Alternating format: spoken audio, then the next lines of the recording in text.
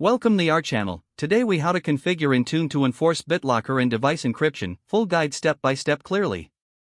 Start by logging into the Microsoft Endpoint Manager Admin Center. Once logged in, navigate to the Endpoint Security section in the left-hand menu. Click on the Device Compliance option to begin configuring the policies. Select Policies from the Compliance section. Next, click on the Create Policy button to create a new compliance policy. Choose Windows 10 and later as the platform for your new policy. Select the profile type for device encryption. For enforcement, choose the BitLocker compliance policy settings. Configure the settings to require BitLocker encryption on the devices. Set up additional options like ensuring recovery keys are backed up to Azure AD. Once settings are applied, click Next to continue through the wizard.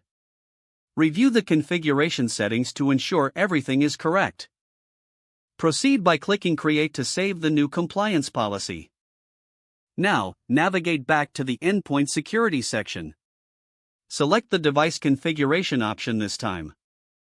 Click on the Profiles tab to create a new configuration profile. Press the Create Profile button to start the process. Select Windows 10 and later as the platform again. Choose BitLocker from the list of profile types available.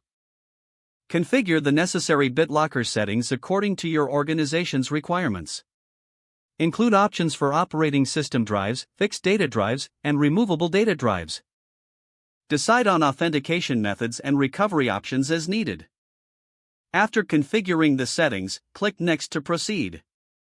Assign the profile to the appropriate groups within your organization.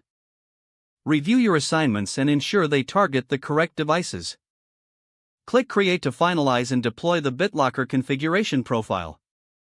Now, monitor the deployment status in the Endpoint Manager console. Check for compliance reports to ensure devices are properly encrypted and compliant.